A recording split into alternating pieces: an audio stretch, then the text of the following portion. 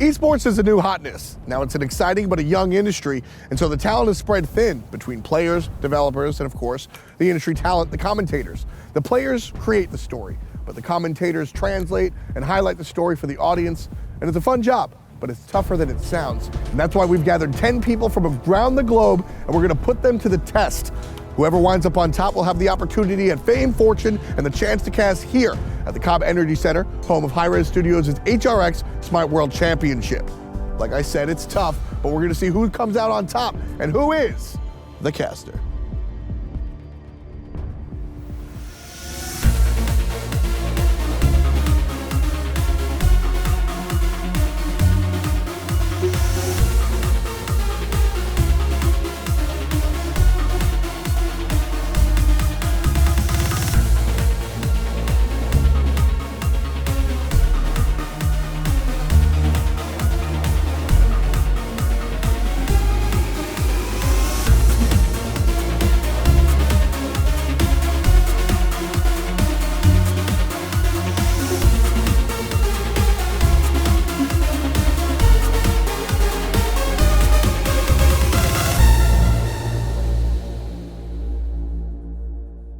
So we had hundreds, if not thousands of applicants coming through here, and we whittled it down to you 10 people. So first of all, congratulations, welcome. Give yourselves a round of applause. All right, now stop. Esports, you don't really get a chance to get comfortable. You're always running. So your first mini challenge starts right now. Let me introduce you to your first guest judge. Representing the realm, it's Nick Pretty Hair Keogh. What's going on, boss? What up, man? Chillin', man.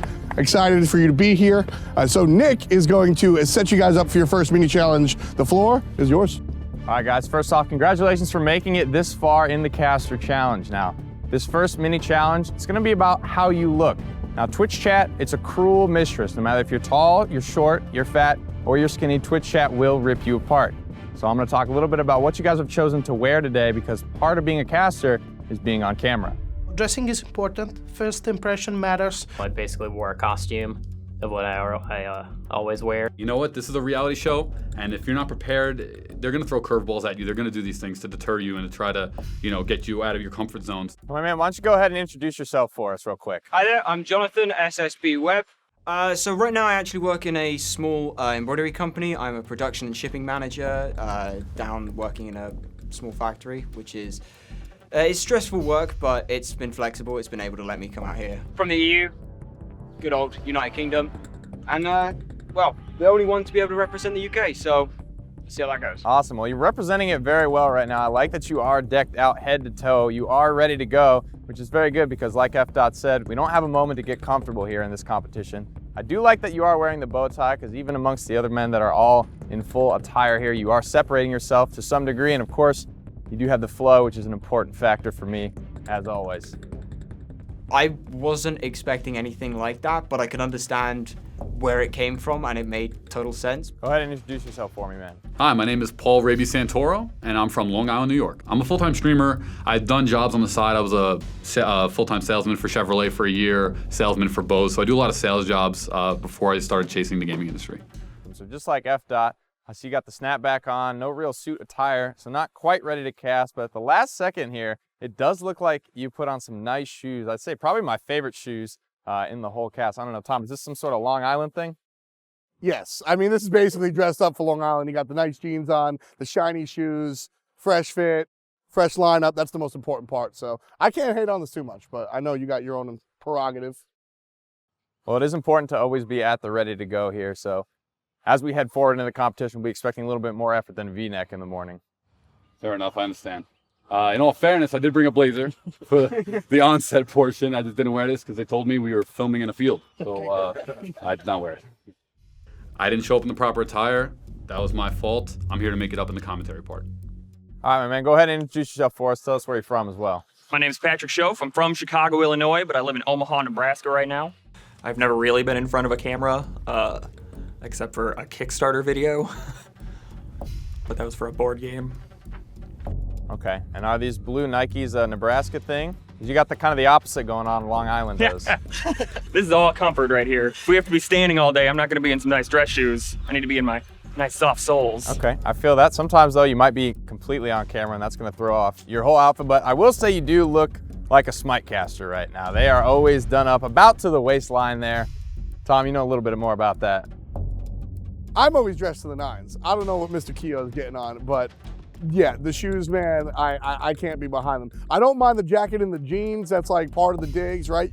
It's esports. We're not buttoned up 100%, but those shoes, man, just nah. Nah. I'll set my game up tomorrow. Yeah. I think F. Dot was too hard on my shoes. These are cool shoes. These are nice shoes. I did appreciate all the compliments to the top half of me, but he's wearing sneakers too. What's that, F. Dot?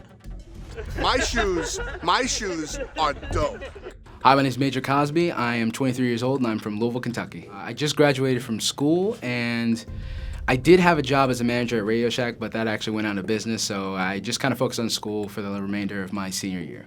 So where's the effort here today in the outfit? I mean, Shadow Boy, we go way back. Where you trying to step up today for me? I thought, you know, it's been a long time since I've seen you. I thought you'd get a little dressed up for me, maybe. I got dressed up for you. Well, you got dressed up for me, and I'm gonna bring my A game, but right now today, I was like, let me introduce myself on a nice casual level, show people, you know, that inner Shadow Boy, get nice and up close with the viewer.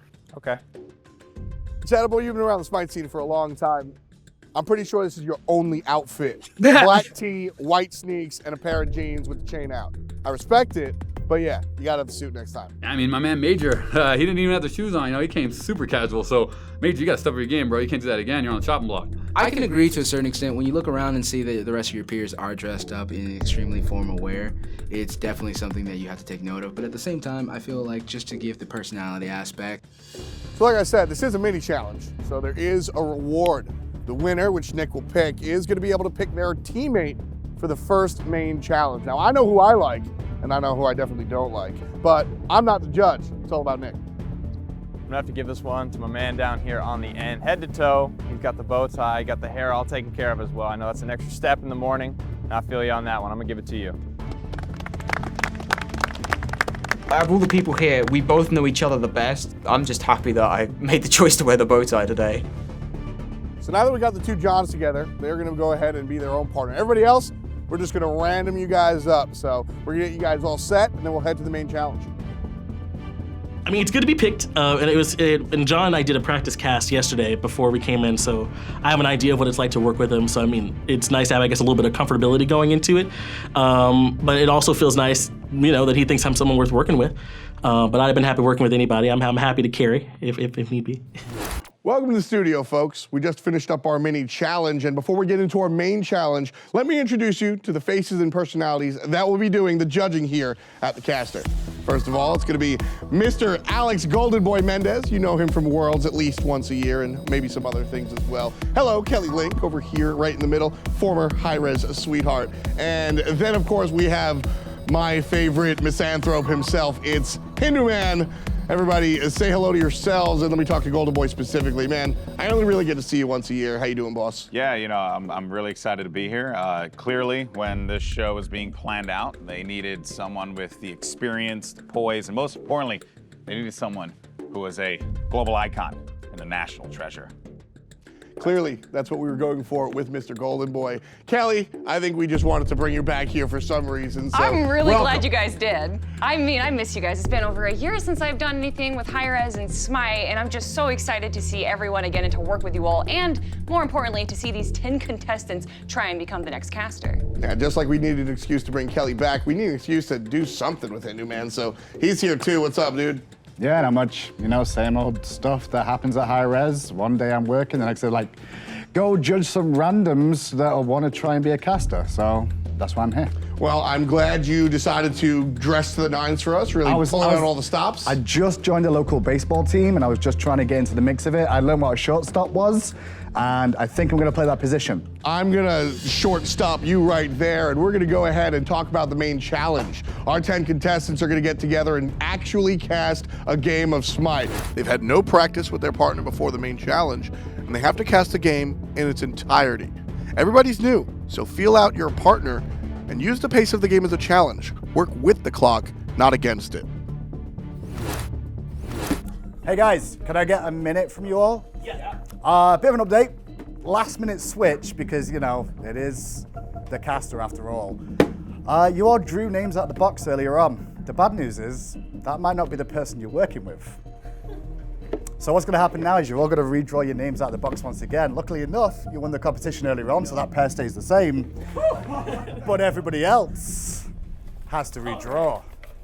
Partner and I, Patrick, were feeling so good. We were talking about our synergy. We had everything worked out. So when they threw it our way, we both thought, no, what's happening? Where's Paul? Oh, is Paul doing an outtake? I can have one of those? Oh, stealing already. Hey, sorry, I know you're recording. I found the box, so I decided to redraw everybody and pair them differently. Yeah, I think it's a really good idea. So your new partner is going to be freight trained now. Really? Yep. Okay. That's what's happening. Sounds good. I'll leave the box with you now. I've had my fun. I'll see you later. I don't like that whatsoever. I've been practicing for 2-3 hours with a commentator style, coming up with an approach at the challenge, and I mean, I don't know. I'm ready for anything. I really am, but that's a nice curveball. Interesting. It was kind of surprising, but at the same time, after this morning, I'm kind of desensitized to the surprises that could come or are to come. I think I've lost something. We had that dimension. We had something special between me and Major. I don't like it because we've spent the last, last little bit kind of practicing building up a synergy with our partner from this morning, and then they're separating us. I mean, I can see why, but I'm not a fan, I guess. I really would love a little practice with him to make sure that our synergy is on point, but I guess we're just gonna have to figure it out live. Hi everybody, I'm Unexceptional and this is Ron Jobberts. This is Ron Jobber here. Welcome to SMITE. We have Obey versus Dignitas to start it off. Minions just spawning here. We have Maniac over on the Osiris Captain Twig running the Robin Jungle. Pretty Prime on the Thoth in the mid lane. Emilzy support Athena. Ataraxia on his favorite Rama there. Meanwhile, on the other side, we got Dignitas in the red jerseys. We've got Cubo Fred in the jungle as Nemesis. We've got Zyos in the looks like AD carry role actually in the middle lane as Kronos. We also have Arkell in the AD carry role as Kernos, Tricksnake in the support role as Amaterasu, and Variety in the soul lane as Kabrakan. Both team comps look pretty aggressive. I would say that I would give a slight advantage over to Obey, who has a bit more of a we're going to invade early on with that Ravana jungle. My new partner is actually also my roommate, so we kind of talked a little bit last night. We haven't actually gotten casting practice together because a lot of the guys and girls in between the time that we had was just doing practice casting and a couple of matches. So, I don't have that direct experience, but I'm sure we can kind of iron out the trade-offs and everything like that in the spare time. Shadow's great. I think we still have a really good shot at the competition this afternoon. Some of the members of Obey are pushed pretty far into the jungle of Team Dignitas, and on the other side, Team Dignitas transversely into the jungle of Obey. So what do you think the impact of these early invades will have on the remainder of the game? Yeah, for sure, they're very aggressive, and that's important because right now, you see, they're doing a little bit of kiting. The spot is not that great, yet they're taking damage, and that's some free damage right there. That's the worst, maybe, trade of damages in the history of ever. I mean, generally speaking, I guess they need to right now chill out a little bit. I want to talk a little bit here about some of the builds that they're going to think are very important, especially with Ataraxia over in EU. He's always innovating over there in that hunter role, but if you'll give me just a moment here, a lot of aggression to Arkell on that Kernos. Are they going to be able to find that kill? Actually, they're taking their target over to Trip State. They got them very low, but not able to secure any kills there. Obey's going to back off, maybe force Dignitas back to base. However, over in the soul lane, And Nemesis looking like she wants to come over and gank the Osiris, but he's going to be safe under his own tower. They're instead going to go back and maybe do some invading over here on this blue buff. He's still getting used to working with a partner, somebody. Some of the cues were missed, some cues were dropped between the two of us. Yeah, I felt like I may have let my partner go on a little bit too long. I knew going into it he could be a little long-winded, but I think maybe that's something that could have hurt it, even to the point where he's kind of speaking over me a little bit. But I mean, really, aside from that, I thought everything else we were doing was pretty on point. I wanted to ask you a little bit here about, we saw Obey take those oracles. Hang on just a second. Mystic Rush goes through, looking like this may potentially be the first, but Meditation comes out from Emilzy as well, looking to do a lot of good work right now. Nice wall from Kraken. Indeed, he's going to just try and ground and pound. Looks like a full disengage. Kronos has made his way over, and that's going to be... Robin, for the first blood, just blown up on a bad rotation from him and a great rotation from Team Dignitas. Obey knew that he used his immunity early to get away from that stop time, but he went back in because he thought he was a tanky monster, but he honestly died. I get it. Early game. Oh, we got some pigs happening. Oracle putting on a lot of pressure, but Ataraxia gonna get away with a good roll. Adric and I are roommates, and we were actually gonna pick each other to begin with. So I'm really happy. He said that he's a lot well versed in play-by-play, or at least he claims to be. I haven't heard him cast. Well, we were all practicing, so it was a bit of a mess, but we both know Paladins and Smite, and we're friends, so I'm really excited. We've hung out, feel like we've got some synergy. Hopefully we're gonna do a good job. Ultimate here. Yeah, it looks like some action is continuing over into the jungle. Captain Twig taking a lot of damage, getting chunked down by the enemy Team Dignitas, who is going to fall, if anyone at all. Captain Twig still in a lot of damage with just a little help left. He is taken down by Nemesis, and then Arkle getting the kill onto the Rum as well, so Ataraxia is out of the equation. So Gabby, she's okay. She's amazing. I had the chance to talk with her, to know her a little bit more, and she's a shoutcaster. So we're done. We're Gucci. So if you can win these early fights, which they're doing, they have about a 700 gold lead right now. They're winning just based on, I don't know, CC, just making sure that the other team's abilities are down and they can kind of win for free. Right now, Team Dignitas just has the better communication. Emilzy way out of position. Emilzy just, he thought he could clear the lane, but it turns out he couldn't. He lied to himself, and that is very common. If you're a solo laner and you know Athena's on the map, you always have to be fearful of when they want to try and tower dive you. And Osiris is such a great champion for that. But over in the left side of the map, they are trying to bully out this Toth. He is able to get to a safe distance, and now you're seeing a lot of ultimates pop here, but all Obey wants to do is disengage. They don't want to continue this fight. Pretty Prime will use his beads there, so that is off the table. Great shot through the wall. Ataraxia, he is up in the sky looking for the shots. He'll find one. He can't find the last one, though. This team fight here has been a bit of a slobber knocker. They're getting a lot of damage out, but no kill secured just yet. I think it's because the Gold Fury just recently respawned. That's why we're seeing a lot of this aggression. They want that pressure. And already, Team Dignitas managing to take out those oracles there. I don't know too much about Rabies personally. We'll get to know each other here a little bit, but I heard him doing some practice casts that he definitely knows what he's talking about when it comes to the games. He's a little bit rusty on Smite, but that's my strong suit. I'm a little bit on the Paladin side, but that's his strong suit, and I think that will be a better pairing than even previously than what I had before.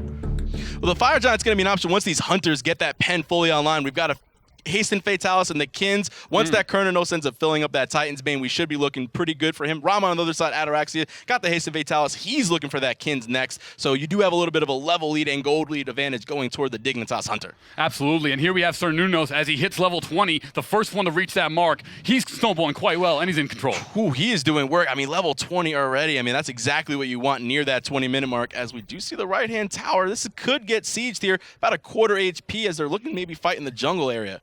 Right, and the next team to win the next team fight will go for that Fire Giant, hoping that, as long as they're not down, as we see here, Team Dignitas headed over the Gold Fury, trying to make something happen, but it will be a contested. He's forced to use his ultimate, and Defender of Olympus just used to keep him in a safe position as the rest of Team Dignitas is hot on the chase. Maniac is going to fall. Here is he.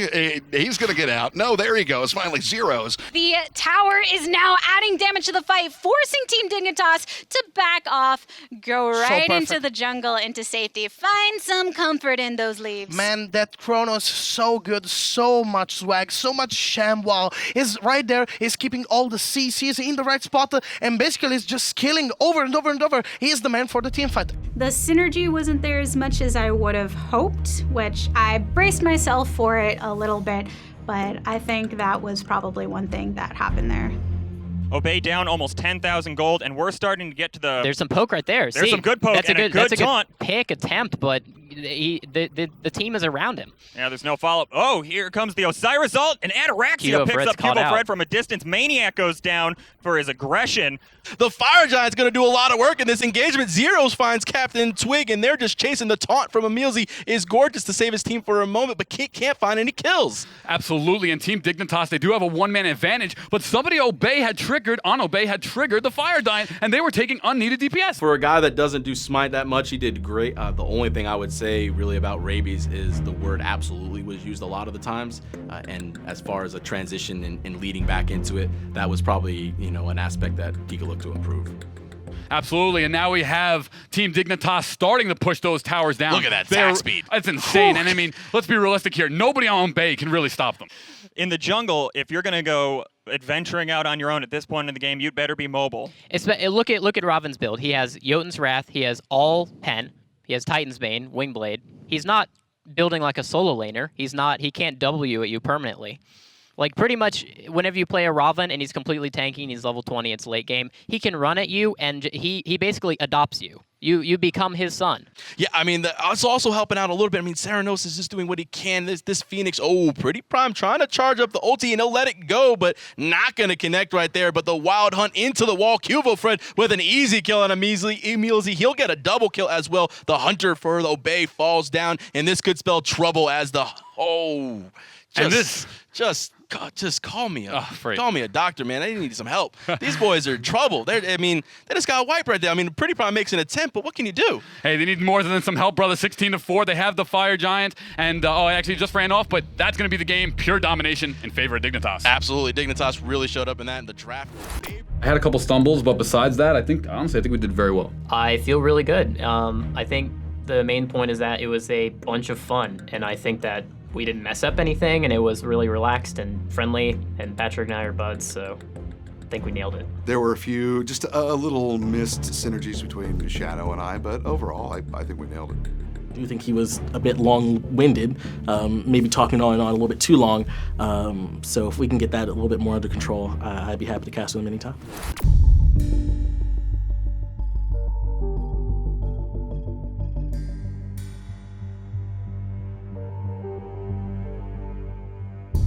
So our contestants are here, and it's finally time to have them meet the judges.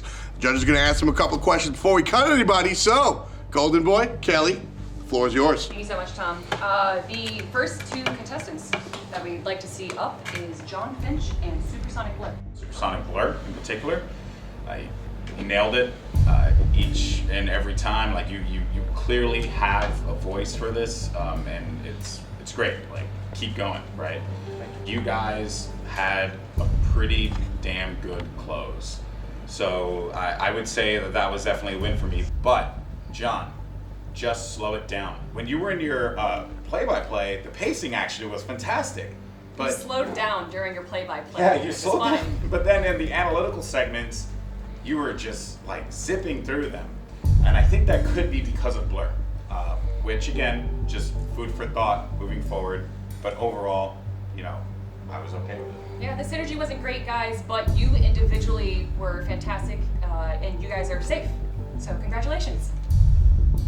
Knowing there's areas that we can both still improve on, knowing that there's that stuff that we can come in and work on is great. I came here to learn and to show what I've got, and I want to be able to show that I can keep growing until I get something that's exactly what it should be. It's amazing, actually, to get to hear that kind of feedback, especially from Hindu. Kelly, you've been doing this kind of thing for a long time, so it was great to hear, but it was nerve-wracking being up there, so I'm just glad to know I'm still in it. Okay, Mr. Ron Jobbert and Patrick Schoaf? Schoaf. What? Schoaf. Close enough. It'll do. You guys were a really interesting pair for me because neither of you seem to know any sort of play-by-play. It kind of worked out as time went on, at least for me personally. Patrick, I think you did the right thing at the right time of realizing that neither of you were play-by-play and someone was going to have to take control of that and run with it. There's definitely things to improve on there, such as repetition of the same words like there goes and here comes. But overall, it wasn't a bad decision based off the pair you ended up working with. You guys are safe, and you deserve to be safe. I just wanted to let it be known, though, that Ron, you would have potentially been in the bottom if it wasn't for Patrick. the chemistry there was really, really helpful, obviously, because if not, I'm gone, presumably. I feel great being safe. That was maybe the most intense experience of my life. I was less nervous getting married. Gabriella and Mirlo, please step up. Hi, how you doing? Pretty good. How about you? Good, I'm good. So, I just want to say, one, for Mirlo, for a guy whose language is not English as a first language, I don't even speak English very well, to be 100% frank with you. You knew your weaknesses, right? A good commentator has to know their weaknesses and their strengths. There's a lot of people that converse over each other full sentences, but you were giving these little pows and bams of like, oh, look at that, and it just made the action more palpable. The only issue that I had with you, Tigress, is that you held on to the action a little too long. You could have potentially let Mirlo have it, but you, Mirlo, were picking it up. Anytime she dropped it, you would pick it up right where she left it off, would mention something that she said, and Tigress, you even did the same thing. Anything that Mirlo was talking about, you would always make sure that you added on to it, and that's very important. Mirlo, for me, I can feel your passion. Like, you got the passion of an Italian, I can hear it in your voice when you talk. It comes through clear to me. Your knowledge, though, different story. That's going to be picked up a little bit more in this competition going forward. If you want to keep going in, you might have done okay today so far, supposedly, but that knowledge has got to get up there too. Bring the passion as well as the knowledge. So for that, you guys are the winners of our competition today. Congratulations. Thank you very much. Okay. Yeah, I think everyone was kind of worried going into eliminations, and my mind automatically after any cast goes into hyper self-criticism mode. What did I do wrong? What can I improve upon? So hearing the positive feedback was... Man, it's unbelievable. You know, it's incredible. I was so much done for. I was so stressed. I was sweating bullets, and I was took for granted. You know, basically I was already eliminated in my mind. You know, because I'm Italian. I'm kind of a fish out of water right here, and I don't fit that well. Well, the good and the middle ground have certainly been weeded out. We're left with two pairs, and someone's got to go home. Judges? Shadow Boy, step forward for me. Who's playing good Bracken, Shadow Boy?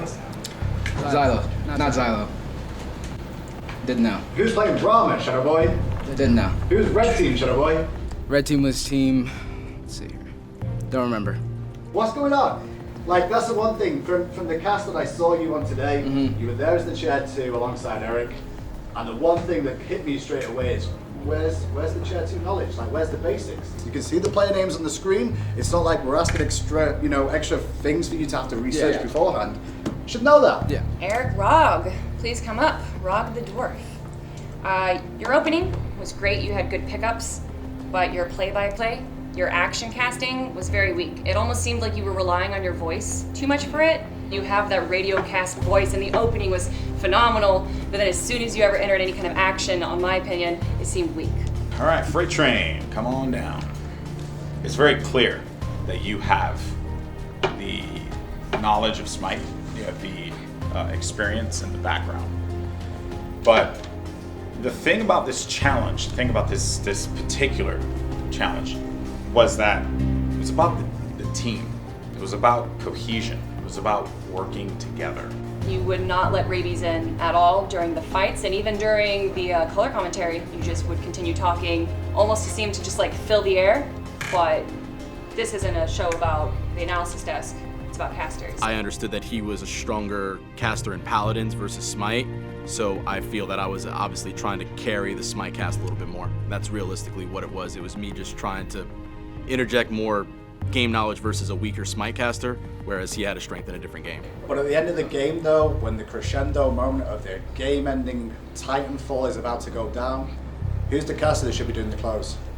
Should it be the chair 1 or the chair 2? Chair 1. What were you in that game? Chair 2. That was my problem. That was the problem. I was actually mad when I heard that because I felt like as we were talking about it, everything was like, okay, it was like moving on this pace. It wasn't like crazy impressive, but it wasn't like horrendously bad. And then that happened, and I was so bothered by it because in all of my years of commentary, I've never done that to anyone, and no one has ever done that to me, or at least the people that I work with in the industry. And to be a professional commentator, you just gotta know when enough is enough. I guess last but not least, hopefully we'll see Rabies take a step forward for us. You were out the gate straight away, personality shining and on display. You clearly didn't know too much about the game, and that's okay, because there's people in the competition that don't either, and they're still in the competition too. You got one really bad shitter phrase. Yeah? Do you know what shitter phrase is? Yeah. Do you know what shitter phrase is? Yeah. What is it? Absolutely. Absolutely! Absolutely, yeah. Every time we would wait for the toss. Yeah. Absolutely, we would be able to We're like playing a mimic mini it. game with that back here. Every time Frank spoke to you, it was absolutely. I'm like, please, just give me one other freaking word, Rabies. Just one. Yeah, I knew I was saying it. I guess it's a comfort zone for the lack of SMITE knowledge. I guess it's somewhat of a comfort zone to just take the toss back and say absolutely. It was definitely a mistake, though, no question. I'm better than that, yeah.